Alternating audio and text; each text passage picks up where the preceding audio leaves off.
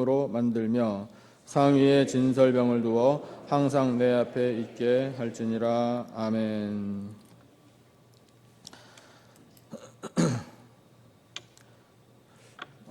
성막에 관한 말씀을 통해서 여러분 오늘도 은혜를 누리시기를 축복합니다. 사진 먼저 오늘도 보여드릴게요. 계속 사진을 보여드리니까 여러분 어떻게 이해하시기가 좀 쉬우세요? 이해하시는 데 도움이 되시기를 바랍니다. 이게 무슨 그림인지 이제는 아시겠죠? 이 전체를 뭐라고 부릅니까? 이거를 성막이라고 불러요. 이 울타리로 구분된 이곳이요. 그 안에 이쪽에 그림 안 보이지만 이 동쪽인데요. 거기 출입문이 있어요. 그래서 이제 성막으로 들어가면 뜰이 나옵니다. 그 뜰에서 제일 먼저 만나는 뭔가가 있는데 기억하세요?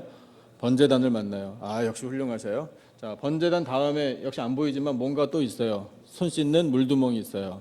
그 물두멍을 지나면 또 다른 하나의 건물이 나옵니다. 이 그림은 이제 내부를 보여주려고 이해를 돕기 위해서 이렇게 구멍을 뻥 뚫어가지고 우리한테 보여주는 것뿐인데 이렇게 구멍 뚫린 건 아니에요. 안 보입니다. 하지만 우리가 이제 들여다볼 수 있게 그림을 그려준 것인데 요게 또 휘장이에요. 요게 출입문이에요. 그래서 요 출입문을 통해서 들어가면 일단 밖에서 볼 때에 요곳을 회막이라고 부릅니다. 회막.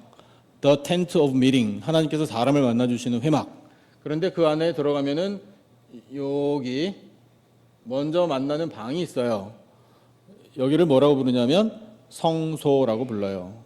따라 해보실래요? 성소. 네, 그 성소에 들어가면 가장 먼저 눈에 들어오는 거룩한 기구 3개가 있습니다. 지난주에 요거 우리 말씀 들었는데 여기 등대예요. 불을 밝히는 등대. 다시 용어를 정리해 드릴게요. 요 가운데 이 축 있잖아요. 요거를 등잔대라고 합니다. 그리고 양쪽에 3개씩 가지가 뻗어 있어서 이거를 가지라고 불러요. 그리고 거기 받침대가 있어요. 그 다음에 잔이 있어요. 다 등잔이에요. 그래서 요거 전체를 등대라고 보통 부릅니다.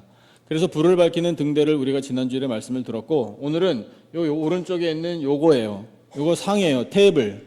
근데 떡을 올려놓기 때문에 떡상이라고 보통 부르고요. 그 떡상 위에 떡상은 뭘 올려놓으라고 있는 상이죠? 떡을 올려놓는 상이 떡상이에요. 근데 그 떡의 이름이 진설병이라는 이름을 갖고 있어요. 하나님께서 정해주신 거예요. 그 다음에 다음 주일에 들을 말씀을 미리 예습해 보겠습니다. 요거 있는데요. 요것도 하나의 단이에요. 근데 요것은 분향단이라고 불러요. 자, 그 다음에 여러분 잘 아시는 휘장이 또 있어요. 그 휘장을 젖히고 들어가면 안 됩니다, 원래. 1년에 한 번 정해진 날 대제사장 정해진 사람만 딱 한 번 들어갈 수 있어요. 젖히고 들어가면 그 안에 장소를 뭐라고 부르죠? 지성소라고 불러요. 지성소, 가장 거룩한 장소, 가장 높으신 하나님이 계신 그 지성소 안에 뭐가 있냐면 법궤가 있어요. 그 법궤 안에 하나님의 말씀이 들어있는 겁니다. 이 가장 깊은 곳이에요, 여기가. 근데 오늘은 성소에 있는 이 떡상과 진설병에 관한 말씀을 오늘 우리가 듣게 돼요. 떡상과 진설병에 관한 말씀을 우리에게 주실 때 일단 떡상을 만드는 그 재료, 건축 자재 중에 하나라고 할 수 있는 무언가를 말씀하셔요. 나무인데 무슨 목이라고 되어 있는지 기억하십니까? 조각목이라고 되어 있어요. 그 떡상을 확대해서 그림을 보여드리면 이렇게 생겼어요. 그래서 하나님이 모양, 자재, 치수까지 다 가르쳐 주신 대로 이제 만들었다라는 것이 이제 오늘 우리에게 주시는 하나님의 말씀인데 이 테이블을 상을 만드는 그 자재가 나무예요. 근데 조각목이라는 나무인데 조각목은 그 단어가 사실은 이게 중국어에서 온 것인데요. 조각자 나무에서 음을 빌려서 우리 한국어 성경을 번역할 때 조각목이라고 번역한 건데 영어 성경에는 갖고 계신 분들은 보셨을 거예요. 아카시아 나무라고 되어 있을 거예요. 그리고 다른 본문에 시띠임 나무라는 나무가 나오는데요. 그 모든 것이 다 이 조각목을 말한다라고 보통 해석을 해요. 그래서 아카시아, 여러분 아카시아 어떻게 생겼는지 다 아시죠? 그런데 이 아카시아 조각목은 우리가 알고 있는 아카시아하고는 달라요. 광야에 가서 보신 분들은 어쩌면 아실 텐데 저도 아직 못 가봤습니다만 사진을 보니까 이렇게 생겼더라고요. 조각목이. 자, 광야입니다. 외롭게 나무가 이렇게 서 있습니다. 근데 모양이 저렇게 커요. 저런 식으로 자라요. 그 다음 사진 보여주세요. 예, 그 조각목이 그늘을 만들어줘서 광야를 지나가는 사람들이 그늘 밑에서 쉴 수도 있습니다. 그러니까 이스라엘 사람들이 광야를 지나면서 조각목을 만날 때 어쩌면 그 그늘 밑에서 쉴 수도 있지 않았을까 이런 짐작을 해봅니다. 그런데 이 조각목을 가까이서 들여다보면 한 가지 특징이 있어요. 다음 사진 보시면 이거 뭔지 구분이 되십니까? 혹시? 이 가시예요, 가시. 예. 굉장히 따가울 것 같아요. 만져보고 싶어요. 근데 그 다음에 제가 좀 더 조각목이 어떤 나무일까 이렇게 좀 연구를 하다 보니까 놀라운 사진이 하나 나오더라고요. 그 다음 사진이에요.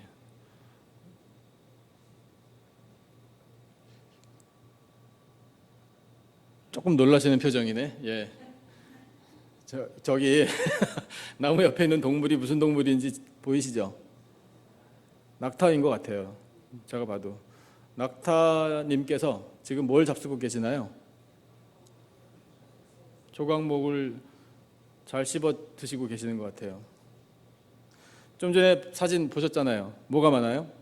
가시가 많은데 낙타는 어떻게 그걸 잡수지? 잘 모르겠어요. 혀와 입이 엄청나게 단단한가? 아니면 가시를 녹이나? 뭐 어쨌든 하나님께서 창조하신 것은요 참 오묘해요. 예. 우리가 볼 때 조각목 거칠고 여러분 저 나무 모양을 잘 보십시오. 이제 우리가 오늘 이 말씀을 통해서 느껴지는 바가 바로 저 그림에 있어요. 보는 순간 깨달음을 하나님 주시더라고요. 조각목은 이렇게 생겼다. 여러분 보세요. 건축에 대해서 좀 기술이 있거나 경험이 있으신 분들, 지식이 있으신 분들은 건축할 때 건축 자재로 저런 나무 배워가지고 저 같으면 안 쓸 것 같아요. 얼마나 불편합니까? 쓸모가 없어 보여요. 더구나 성소에 이 거룩한 기구들을 만드는데 저렇게 거칠고 정말 별로 다시 보고 싶지도 않은 그늘을 만들어주는 건 고맙지만 그렇게 아름답지도 않은 그런 나무로 이 거룩한 기구들을 만들어야 하나? 라는 의문이 생길 정도예요. 그런데 여러분 이 조각목 광야에서 자라기 때문에 바람 엄청나게 맞았죠. 모래로 상처 나지요. 그러니까 꾸불꾸불 거칠게 자라날 수밖에 없는 환경이겠죠. 물 부족하지요. 그러니까 굉장히 질길 것 같아요. 나무가 적당하지 않아요. 건축 자재로도 별로 적당하지 않고 볼품도 없고요. 쓰임에 유용하지 않아 보이는 사람들이 볼 때 별로 귀하게 여기지 않는 나무입니다. 그것이 조각목이에요. 그런데 하나님께서 조각목으로 성소의 기구들을 만들라고 말씀하셨어요. 그렇다면 여러분 거기에는 뭔가 하나님의 뜻이 있다는 거예요. 이 조각목을 통해서 오늘 하나님이 우리에게 느껴지게 하시는 건 뭐냐면 이 조각목의 모습이 마치 우리의 예수님 믿기 전의 모습과 같다라는 것을 보여주시는 그런 느낌이에요. 여러분 우리도 볼품 없어요. 우리도 능력을 갖추지 못했어요. 우리에게도 지식과 경험이 없어요. 우리 믿음이 그렇게 뛰어나지도 못해요. 그런데 여러분 이 조각목이 하나님의 뜻에 의하여 하나님 손에 붙들린 바 되면 쓰임 받았듯이 우리도 아무리 볼품이 없지만 하나님 손에 붙들린 바 되면 쓰임 받을 수 있는 겁니다. 그런 은혜를 느끼게 해주시는 것이 바로 이 조각목을 가지고 성소의 기구를 만들라는 하나님의 말씀의 뜻이에요. 여러분 감사하시죠? 예, 우리 별로 볼품 없고 가진 거 없고 능력 없는데 허물 많은데 가시 돋친 것처럼 우리 인격에도 가시가 돋쳐서 건드리면 다른 사람 아프게 할 수도 있는데 사나운데 그런데도 불구하고 하나님께서 우리를 붙들어 주신다면 다 다듬어지고 아름다운 자재가 되어서 거룩한 성소의 기구처럼 쓰임받을 수 있는 겁니다. 여러분 그 은혜를 허락하신 하나님 앞에 감사하시기를 축복합니다. 그래서 불을 켜주시고요. 자, 말씀을 한번 다시 보고 우리 확인하도록 하죠. 하나님의 은혜가 얼마나 큰지 오늘 주신 말씀 이 떡상을 만드는데 쓰임받았던 조각목이라는 이 재료와 또 더불어서 쓰임받았던 순금이라는 재료가 동원됐는데 거기에 담겨 있는 하나님의 은혜를 먼저 우리가 깨달아 알기를 원합니다. 오늘 주신 본문 23절과 24절을 먼저 같이 읽어볼게요. 23절, 24절 두 절 말씀 같이 한 목소리로 읽겠습니다. 시작. 너는 조각목으로 상을 만들되 길이는 2규빗, 너비는 1규빗, 높이는 1규빗 반이 되게 하고 순금으로 싸고 주위에 금테를 두르고 이렇게 말씀하셨어요. 조각목이 원래는 저렇게 건축자 재료도 적합하지 않고 별로 쓸모도 없고 볼품이 없지만 하나님께서는 그것으로 성소의 기구들을 만들라고 말씀하시면서 이 테이블뿐만이 아니라 그 다음 말씀을 보면 턱을 만들어라. 상 주위의 턱을. 그 다음에 금고리도 만들어라. 28절에 가니까 그 조각목으로 채, 막대기를 만들어라. 그 다음에 순금을 동원해서 그 모든 조각목 재료들을 금으로 싸라. 29절에 가니까 어떤 기구들, 대접이나 숟가락, 병, 붓는 잔 이와 같은 것들은 그냥 순금으로 만들어라. 이렇게 말씀을 하셨어요. 조각목을 성소의 기구의 자재로 쓰려면 있는 그대로는 안 됩니다. 어떤 과정을 거쳐야 돼요. 그 거쳐야 되는 과정 중에 가장 중요한 과정이 있어요. 그게 뭐냐면 이 조각목을 베어내잖아요. 베어낸 다음에 반드시 껍질을 벗겨야 돼요. 껍질이 붙어있는 채로는 성소의 기구를 만드는데 쓰임받지 못해요. 거기에 영적인 의미가 있어요. 우리가 광야에 있는 조각목과 같았어요. 그런데 우리가 하나님께 쓰임 받으려면 여러분 우리도 껍질을 벗겨내야 합니다. 그런데 우리 스스로 껍질을 벗겨내는 것이 아니라 하나님의 손으로 우리의 불필요한 껍질들을 벗겨내셔요. 그러면 그게 뭘까요? 우리를 둘러싸고 있는 껍질요. 그런데 쓸모없는 거. 죄라는 껍질이 있어요. 자존심이 있어요. 잘난 척하는 마음이 있어요. 이기심이 있어요. 세상적인 조건들로 나를 포장해요. 나 돈 있고, 나 건강하고, 나 잘생겼고, 나 든든한 집 있고, 나 비즈니스 있고, 나 경험과 능력 있고 지식 있고, 나 이만큼 이민자로 성공적으로 살아왔다라는 자부심이 있어요. 누가 뭐라도 나는 절대로 꺾이지 않는 의지가 있다라고 생각해요. 여러분 그런 것들로 우리가 우리의 겉모습을 포장하기를 좋아하는데 하나님께 쓰임 받을 때에는 그런 것들이 하나도 쓸모없을 수 있어요. 모든 판단 하나님께서 하십니다. 우리는요 그런 껍질로 우리를 포장하는 것을 포기해야 돼요.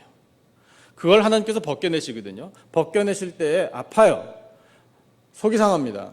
스트레스 받아요. 자존심도 상해요. 하지만 벗겨내야 드디어 순수한 모습 그대로 드러나 하나님 앞에 쓰임받을 수 있는 거예요.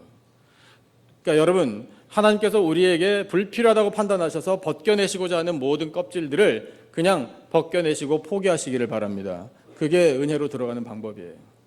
이것만은 안 됩니다. 하나님도 나는 못 말립니다. 그래서는 쓰임받지 못해요. 그렇게 해서 벗겨냈잖아요. 그런데 오늘 말씀을 통해서 이 기구를 만들 때 하나님께서 조각목은 조각목대로 만들어서 그냥 그대로 놔두라고 하지 않으시고요. 뭘 덧입히라고 말씀하셨어요. 그게 순금이에요. 순금은 우리 지난주에 말씀을 들었는데 순수한 금이에요. 불순물을 제거한 금입니다. 그 순수하고 깨끗한 정결한 순금을 덧입혔을 때에 드디어 성소의 기구를 만드는 온전한 자재가 되는 거예요. 그러면 여러분 거기에 담겨있는 영적인 의미가 있겠죠. 하나님께서 우리에게도 순금과 같은 무언가를 입혀주셨습니다. 그것을 로마서에서 이렇게 말씀하고 계셔요. 같이 한번 말씀을 보실까요? 무엇으로 우리가 이 겉에 껍질을 벗겨내고 입었나? 같이 한번 말씀 읽어주세요. 한 목소리로 시작. 오직 주 예수 그리스도로 옷 입고 정욕을 위하여 육신의 일을 도모하지 말라. 아멘. 여러분 한번 대답해 보실래요? 나는 예수 그리스도로 옷 입었는가? 여러분 예수님으로 옷 입으셨습니까? 한번 보여주실래요? 라고 이렇게 질문 또 드리면 글쎄 어떻게 해야 하나? 예, 그렇게 되죠. 그래서 우리는 말씀을 알아야 돼요. 골로새서에서 가르쳐주고 계셔요. 그리스도로 옷 입은 사람이 어떤 사람인가? 골로새서 3장 12절입니다. 같이 읽어주시죠. 한 목소리로 시작. 그러므로 너희는 하나님이 택하사 거룩하고 사랑받는 자처럼 긍휼과 자비와 겸손과 온유와 오래 참음을 이해되세요 이제? 아, 예수 그리스도로 옷 입는 게 바로 이거구나. 성령의 인격을 말하는 거예요. 우리에게 긍휼이 있어야 돼요. 그것이 내가 다른 사람에게 긍휼을 베풀 수 있으면 나 예수님으로 옷 입은 거예요. 자비를 베풀 수 있어도, 겸손한 믿음을 가지고 살아도, 온유한 사람이 되어도, 오래 참을 수 있어도 다 예수 그리스도로 옷 입은 덕분에 하게 되는 거예요. 그러면 여러분, 우리가 애써서 노력해서 이와 같은 사람이 돼야지 이렇게 하기보다는요, 아, 나 예수님으로 옷 입기를 원합니다. 예수님께서 은혜의 옷을 덧입혀 주시면 이와 같은 인격의 사람이 될 줄로 믿습니다. 하나님, 저를 그렇게 써주시기를 원합니다. 이렇게 기도하는 게 맞는 거예요. 이 당시에 조각목의 껍질을 벗겨내고 순금을 덧입혀 주셨듯이 오늘 하나님께서 우리의 모든 불필요한 껍데기 다 벗겨주시고 예수 그리스도로 옷 입혀 주심이 은혜입니다. 하나님 앞에 쓰임받을 수 있게 준비되는 우리의 모습입니다. 사랑하는 성도 여러분, 꼭 그렇게 하나님 앞에 쓰임받으시기를 축복합니다. 그래서 만들어진 것이 이제 이 떡상과 그 다음에 그 위에 올려놓는 진설병이에요. 여기에 담겨있는 하나님의 은혜를 오늘 말씀을 통해 우리가 깨닫고 그 은혜를 가슴에 새기고 그 은혜의 말씀에 따라 살아가는 우리들의 삶이 되기를 축복합니다. 첫 번째 은혜는 이거예요. 같이 읽어주세요. 다 같이 한 목소리로 시작. 하나님의 임재, 이거예요. 적으세요. 설교 요즘에 노트 많이 하시던데 적을 시간을 안 들여가지고 목사님 이렇게 빨리 하나, 제가 그런 느낌을 가끔 받는데 하나님의 임재가 바로 이 상과 진설병에 담겨있는 은혜입니다. 오늘 주신 본문요, 30절 한번 같이 읽어볼게요. 30절 다 같이 한 목소리로 읽겠습니다. 시작. 상 위에 진설병을 두어 항상 내 앞에 있게 할지니라. 아멘. 항상, 이 단어를 주목하시면 좋겠어요. 항상 하나님이 그 자리에 계시다라는 메시지예요. 이 떡상 항상 거기에 있어야 됐고요. 그 위에 진설병이라는 따로 구별된 이 떡이 항상 있어야 됐어요. 365일 24/7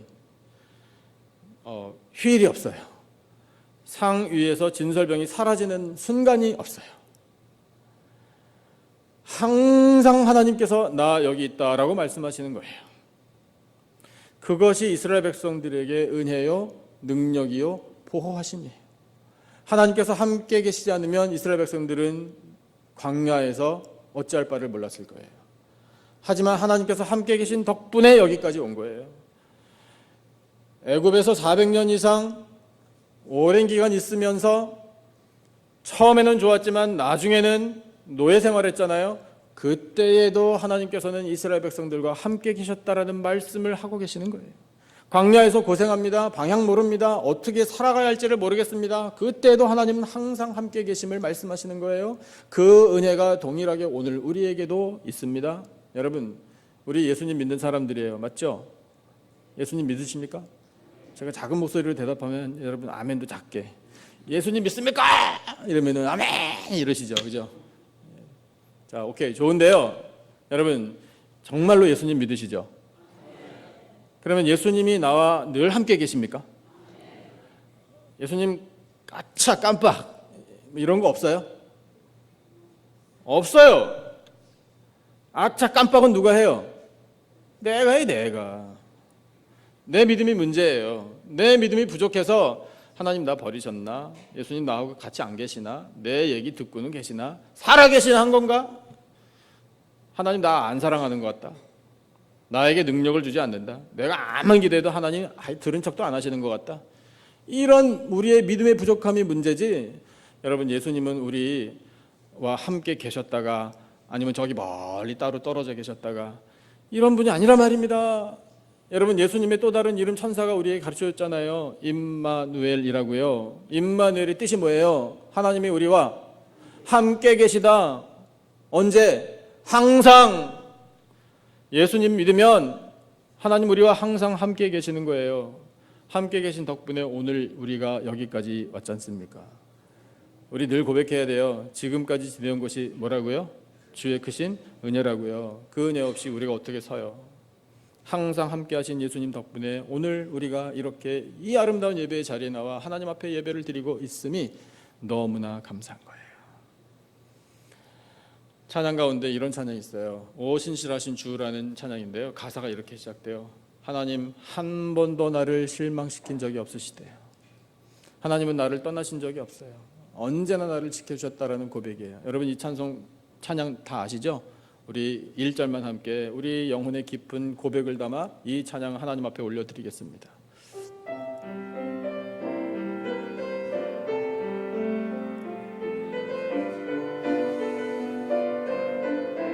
하나님 한 번도 나를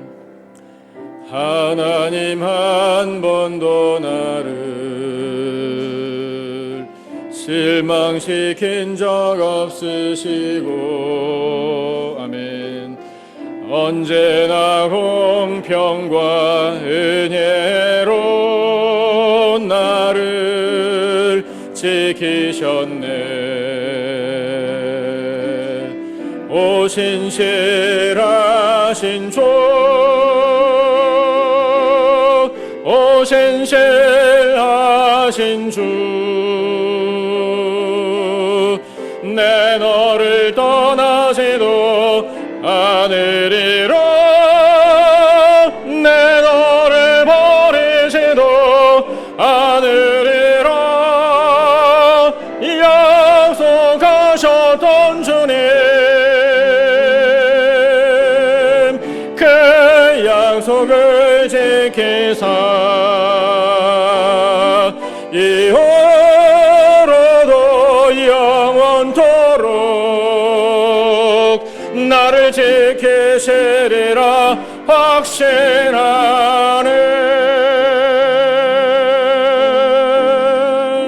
할렐루야 아멘.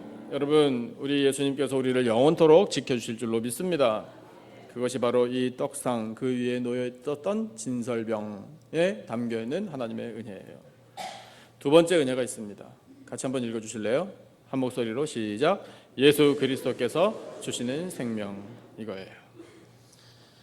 예수 그리스도께서 주시는 생명, 이것을 그 떡상과 그 위에 올려져 있는 진설병을 통해서 그 오래전에 약속을 주신 거예요. 이것이 예표예요. 상 위에 놓여져야 했던 그 진설병이라는 이 떡, 그것의 영어 이름이 있어요. The bread of presence, 이거예요. The bread of presence. 그러니까 우리가 첫 번째로 깨닫게 된 하나님의 임재, 하나님의 동행이라는 그 은혜의 메시지가 바로 그 진설병의 이름이거든요. 그런데 진설병이 떡이잖아요. 여러분, 떡은 뭐예요? 떡은 어떻게 하라고 있는 거예요? 어떻게 이렇게 잘하셔요? 예. 못 먹는 떡은 뭐예요? 그림의 떡이죠. 그래서 그림의 떡도 먹고 싶다라는 느낌을 주는 거잖아요. 이해해요. 떡은 음식이에요. 먹으라고 있는 거예요. 오늘 점심시간에도 맛있는 떡이 제공됩니다. 기대하셔도 좋습니다. 그래서 이 떡을 항상 있게 하심으로 말미암아 일단은 그 당시에 하나님께서 이스라엘 백성들에게 말씀하시는 거예요. 내 사랑하는 백성들아, 떡 잘 먹고 있느냐? 이거예요. 언제 하나님이 떡 줬어요? 라고 질문 아무도 반문 못해요. 왜요? 다 먹었으니까. 그러면 당시에 이스라엘 백성들이 하나님께로부터 받아먹은 떡은 뭐예요? 만나잖아요. 만나.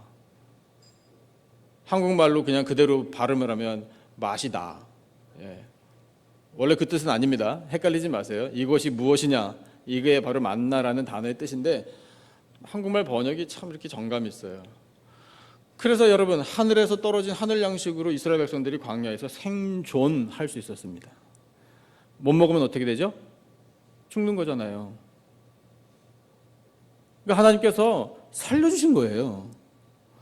그 진설병을 볼 때마다 그것이 진설병이 거기에 항상 있다라는 그 확신을 가질 때마다 하나님 우리 먹여 살려주시지, 하나님께서 우리 죽지 않게 하시지, 하나님 우리에게 생명을 주시지, 이걸 다시금 확신하게 되는 거예요. 그러니까 당연히 자동으로 감사가 나오는 거예요. 그렇게 하늘 양식을 공급하셔서 이스라엘 백성들 생존을 책임지신 하나님이 오늘까지 우리에게 생명의 은혜를 베풀어 주십니다. 여러분, 하나님께서 우리 먹여주시니까 사는 거예요. 예수님이 기도를 가르쳐 주셨잖아요. 오늘 우리에게 무엇을 주시옵고 일용할 양식을 주시옵고라고 기도하라.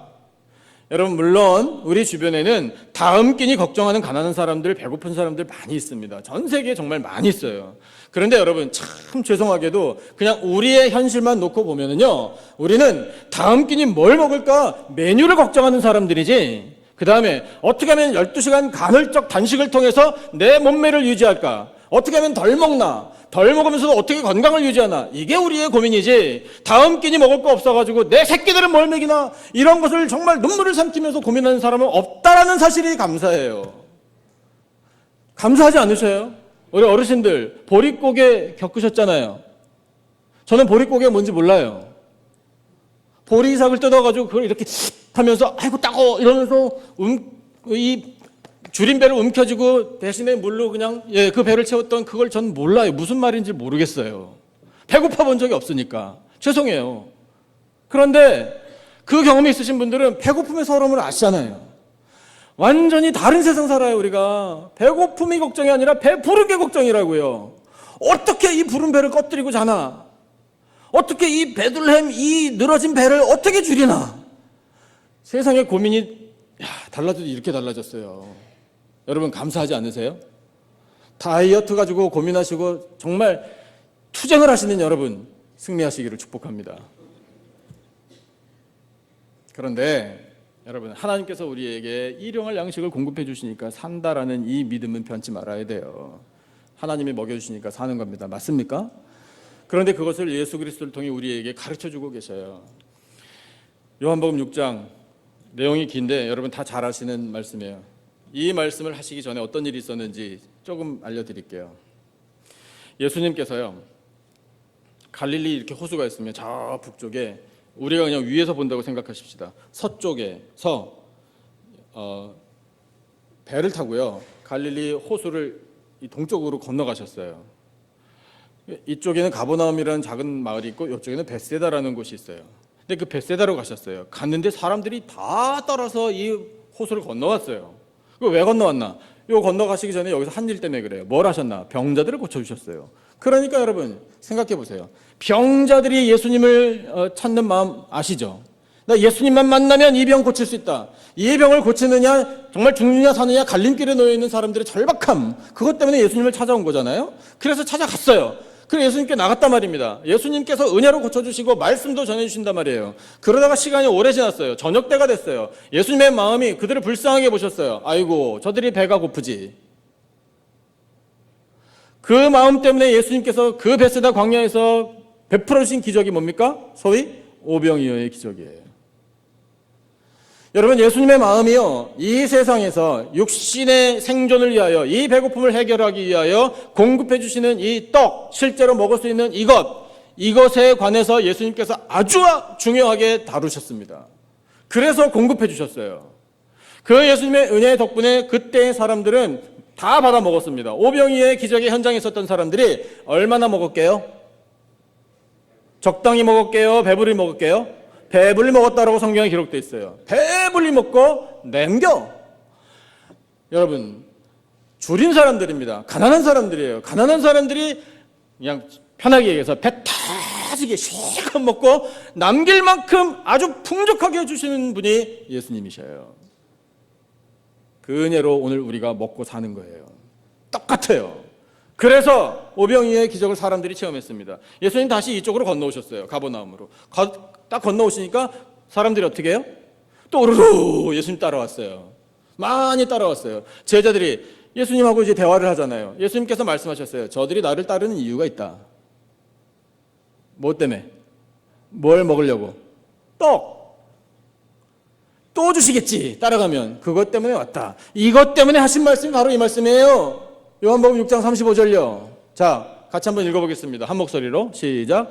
예수께서 이르시되 나는 생명의 떡이니 내게 오는 자는 결코 줄이지 아니할 터이요 나를 믿는 자는 영원히 목마르지 아니하리라. 할렐루야. 여러분 말씀이 믿어지십니까? 예수님께서 말씀하시기를 그 앞뒤로 하신 말씀 사실 구절구절 우리가 다 읽어야 되는데 그냥 간단하게 말씀드리면 이거예요. 육신의 떡만을 위해서 살지 말라 이거예요.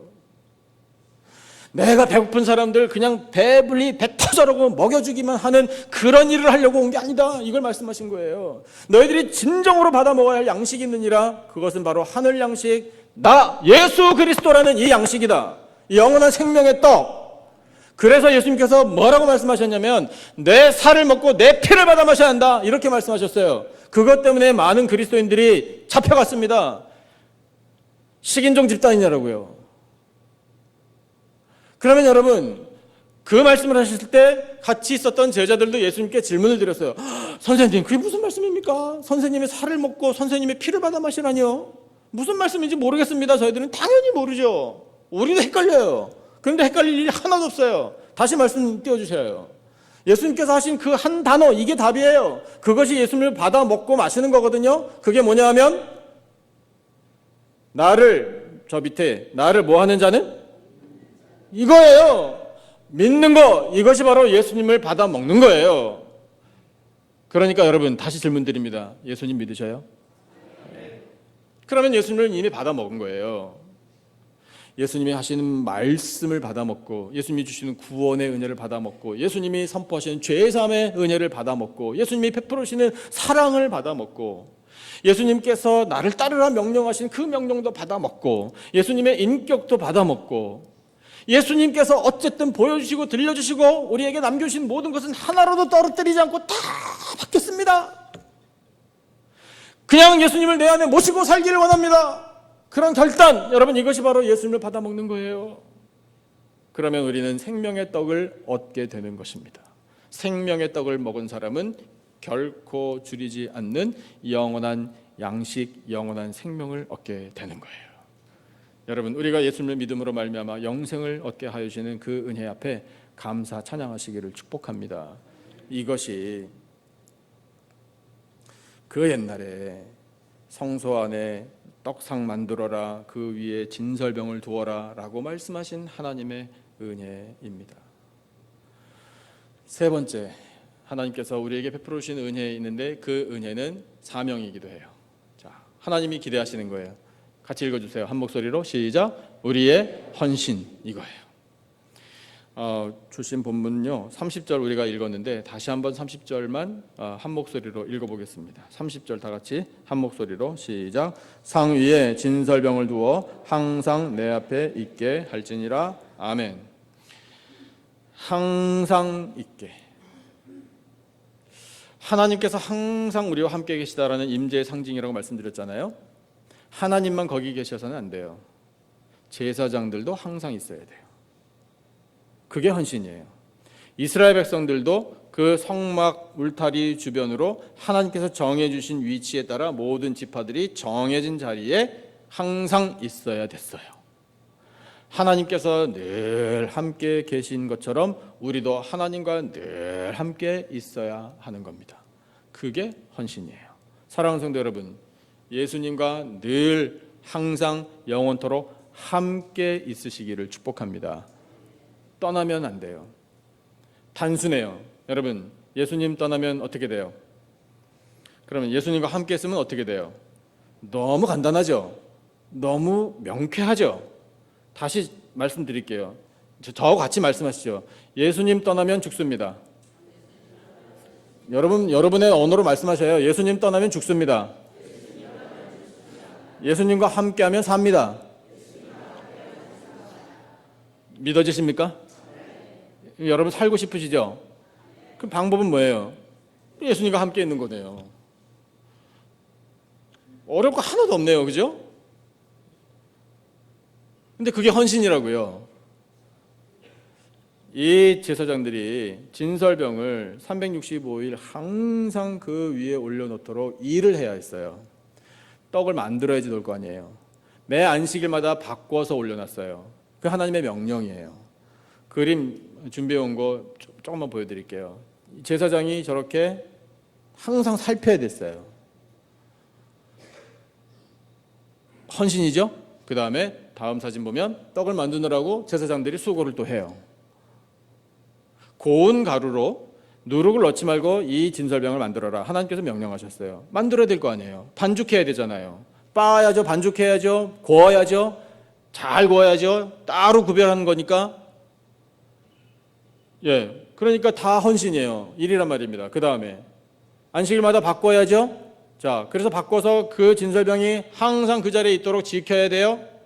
이 성막 안에 또 어떤 특징이 있는데요. 그 특징 중에 하나가 뭐냐면요, 앉아서 쉴 곳이 없어요. 제사장들이 자기 순번이 되어서 이 떡을 지키고 성소의 의무를 할 때요, 앉아서 쉰 적이 없어요. 그게 헌신이에요. 제가 설교 서서 하잖아요. 다 이유가 있는 거예요.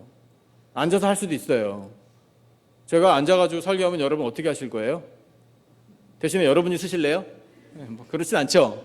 앉아서 설교를 한다? 왠지 그렇잖아요. 예, 그 다 성경에 있는 말씀이 우리를 주장하시는 거예요. 그러니까 서서 하는 거예요. 서서 섬기는 겁니다. 자, 그렇게 해서 제사장들의 헌신을 하나님이 요구하셨어요. 해야죠.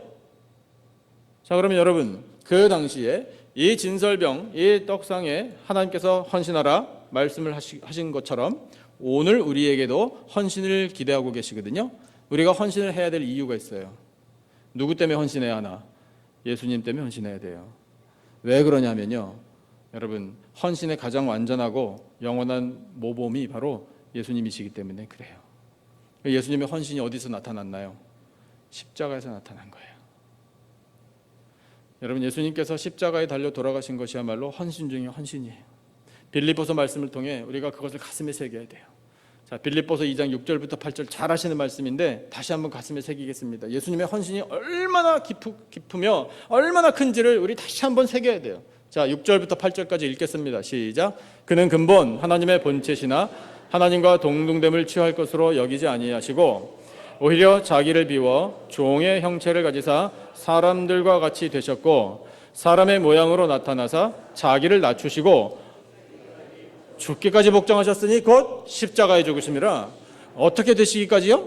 죽기까지 복종. 이게 헌신이란 말입니다. 여러분, 이 대답을 항상 주저함 없이 하셔야 돼요. 예수님이 죽기까지 십자가에 달려 복종하시고 헌신하셨잖아요. 누구 때문에? 예, 나 때문에요. 나 때문에. 나 한 사람 살리려고요.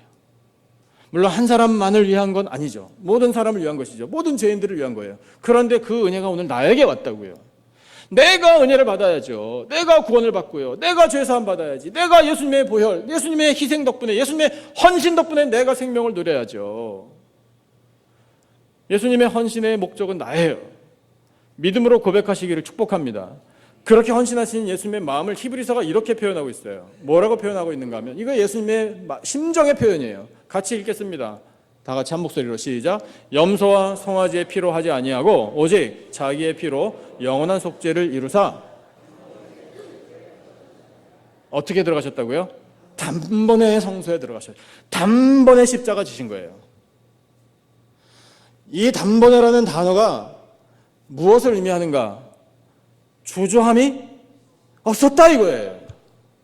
여러분, 우리는 광야에 이렇게 덩그러니 볼품없이 피어 있었던 조각목과 같은 인생들이었어요. 아무도 거들떠보지 않아요. 참 쓸모있다라고 누구도 여기지 않아요. 볼품없어요. 허물 많아요. 연약해요. 할 수 있는 게 없어요. 갖추지 못했다고요. 껍데기만 그냥 뭐 한 척 그렇게 살았다고요. 그런데 여러분, 그런 우리를 살려주시기 위한 예수님의 십자가 희생 그 헌신에는 주저함이 없었다. 뭘 망설이느냐? 이것이 예수님의 마음이라고요. 그런데 여러분, 하나님이 우리의 헌신을 요구하신다는 걸 우리가 알잖아요. 우리는 죽기까지 헌신해요? 제가 대답 아무것도 못하시게 아주 말문을 탁 막히게 질문을 드렸나 봐요. 우리 죽기까지 헌신 안 해요. 그렇죠? 우리 단번에 헌신해요? 아니에요. 우리가 하기 싫은데 피해가는 좋은 명답을 갖고 있어요. 기도해보고요. 그거는 참 정중한 거절이잖아요. 기도해 보겠습니다. 저도 그래요. 아니요, 하기 싫습니다. 이렇게 말하자니 서로 민망하고 마음에 상처받을까 봐 예, 기도 좀 해보고요. 그리고 노 대답. 예. 맞아요. 그럴 수 있어요. 뭐 무조건이라고 이렇게 몰아붙이는 게 아니고 예수님을 생각해 보자 이거예요. 여러분, 예수님의 헌신이 정말 쓸모없는 죄인인 나를 살려주시기 위한, 나 때문에 돌아가신 죽음, 그 십자가의 용서와 사랑과 희생이 바로 나를 위한 것이었는데, 그 예수님의 헌신의 크기를 생각해 볼 때 나의 헌신이라는 거는 정말 뭐 말할 게 있어야 말이죠. 하지만 여러분, 큰일, 무슨 거창한 일 이것만 생각할 필요가 없어요. 아주 작은 일이라도요, 여러분, 우리가 정말 헌신하는 마음으로 그렇게 드리면 하나님께서 받아주셔요. 그러니까 우리는 고백하면서 헌신해야 돼요. 여러분, 이렇게 고백해야 돼요. 모든 것이 하나님 것입니다. 저를 따라 여러분 고백하시죠. 모든 것이 하나님 것입니다. 예외 있어요? 예, 추신, 내 어카운트 밸런스, 내 비즈니스, 내 프로퍼티, 우리 애들 물려줄 거 요건 빼고. 그래요? 아니에요? 그것도 다예요? 대답들을 점점 못하시네요. 예. 하나님, 저 해와 달과 별과 산과 나무와 바다와 바람과 꽃들과 이 모든 것 다 하나님 것입니다. 저는 그런 거 안 가져도 상관없습니다. 내 거는 내 겁니다. 이게 아니라고요. 그건 헌신 아니에요. 하나님은 바로 그거를 원하시거든요. 내가 움켜쥐고 싶은 거, 절대로 다른 사람에게 내놓지 못하는 거, 하나님께도 하나님 이거는 꿈도 꾸지 마세요 라고 잡고 싶은, 바로 그걸 하나님이 원하시는 그런 마음이라고요. 근데 이거 하나님 겁니다. 이게 헌신이에요. 크든 작든 상관없어요. 여러분, 지금 고백하셨습니다. 우리 모두가 증인이에요. 좀 전에 모든 것이 누구 거? 하나님 거라고 말씀하셨거든요. 목사님 취소입니다. 이러는 거 아니죠? 그죠? 여러분, 하나님 거 하나님께 바치는데 뭘 주저해요? 내 인생, 내 생명, 내 목숨도 하나님 겁니다. 뭘 주저해요? 예수님은 주저함이 없으셨는데, 단번에 들어가셨는데, 그런 헌신을 결단할 때 하나님께서 도와주시는 거예요. 그러면 정말 작은 일에서부터 하나씩 하나씩 우리가 헌신하면서 나중에는 정말 큰 헌신도 할 수 있게 되는 겁니다. 여러분, 우리 헌신하십시다. 헌신할 때 하나님께서 기뻐하셔요. 근데 그 헌신을 어떻게 할 것인가? 말씀대로 하시면 돼요. 온전한 11조와 봉헌물로 헌신하시면 돼요. 시간 바쳐서 헌신하면 돼요. 이웃을 사랑하시면 돼요. 예수님이 하신 말씀 다 기억하시죠? 내 이웃을 누구처럼 사랑하라. 내 몸처럼 사랑하라. 우리가 우리 몸을 위해서 뭘 해요? 뭐든지 하잖아요. 똑같은 거예요. 말씀대로 살면 되는 거예요. 그러면은 헌신하는 우리들의 이 헌신을 하나님께서 기쁘게 받으시고 영광을 받아주셔요. 헌신하신 분 한 분만 소개해드리고 말씀 마칠게요. 인도의 성자, 여러분 잘 아시는 분 계셔요. 이름이 사두 선다 싱이에요. 제가 지금부터 해드릴 이야기도 여러분 다 알고 계신 이야기일 거예요. 저분에 대한 정보가 이 사진에 나오죠. 1889년에 태어나셨네요. 인도의 발음하기 어려운 데서 태어나신 것 같아요. 그리고 1929년에 돌아가신 건가요? 예. 저렇게 생기신 분이에요. 이분이 나이 30살 때에, 그때가 1919년인데 티벳으로 전도 여행을 많이 가셨어요. 근데 그 해가 10번째 티벳으로 가는 전도 여행이었어요. 근데 그 인도에서 티벳으로 전도 여행을 가려면 그 산을 넘어가야 된대요. 높은 산요. 여름에 주로 전도 여행을 가시는데, 왜냐하면 겨울에는 눈 때문에 갈 수가 없으니까. 근데 그 해에는 여름에 폭설이 내렸대요. 그다음에 이 산다싱이 전도 여행을 계획한 그 일정에도 눈이 얼마나 많이 내리는지, 그러니까 도저히 갈 수가 없는 형편이었는데도 불구하고 떠났대요. 근데 갈 때에 티베트인 한 사람, 동행을 했답니다. 그 사람이 어쩌면 길을 잘 알았던 것 같아요. 그 사람하고 길을 가는데 정말 이 사력을 다해서 앞이 보이지 않을 만큼 폭설이 내리고 있는 그런 상황에 이 높은 지대를 향해 가고 있는데 저 앞에 이 산비탈에 사람이 웅크리고 있는 듯한 모습을 발견했대요. 아이고, 어떤 사람이 얼어 죽었나 보다. 이제 이런 생각을 하고 그 사람한테 가까이 가서 확인해 보니까 아직 숨이 붙어 있더래요. 그래서 썬다가 이야기했대요. 이 동행한 사람에게, 우리 이 사람을 등에 업고 같이 가십시다. 그렇게 얘기했더니 이 사람은 대번에 거절. 무슨 소리냐? 그렇게 했다면 우리 전부 다 죽는다. 그러더니 그 사람은 자기 혼자 내빼고 먼저 가버리더래요. 그래서 이 썬다가 할 수 없이 이 거의 얼어 죽은 사람을 등에 업고 그 길을 간 거예요. 몇 시간을 걸었는지 모를 정도로 아주 고생고생하면서 가다가 쓰러뜨리고 떨어뜨리고 엎어지고 자빠지고 그러면서 갔어요. 가서 고갯마루에 딱 올라가는데 또 웅크리고 얼어 죽어 있는 듯한 사람이 눈에 들어왔대요. 그래서 그 사람에게 다가가서 얼굴을 딱 봤더니 아까 몇 시간 전에 자기 혼자 살겠다고 내뺀 그 사람이 거기 있었는데 이미 꽁꽁 얼어 죽어 있었더랍니다. 썬다는 어떻게 살았죠? 자기 등에 업은 사람과 이렇게 애쓰며 걷고 정말 치열하게 그렇게 하다 보니 몸에서 서로 열이 나가지고 그 체온 덕분에 생명을 유지할 수 있었던 거예요. 그때의 이 썬다싱의 마음에 하나님께서 주신 말씀이 떠오르더랍니다. 어떤 말씀이냐면 무릇 자기 목숨을 보존하고자 하는 자는 잃을 것이요 잃는 자는 살리리라. 이 말씀이 떠오르더래요. 이웃을 사랑한다라는 것이 결국 하나님께서 나에게 주시는 은혜 때문에 말씀하신 거구나. 이걸 알았다는 거예요. 헌신을 했더니 하나님이 주시는 더 큰 은혜를 경험하게 되었다.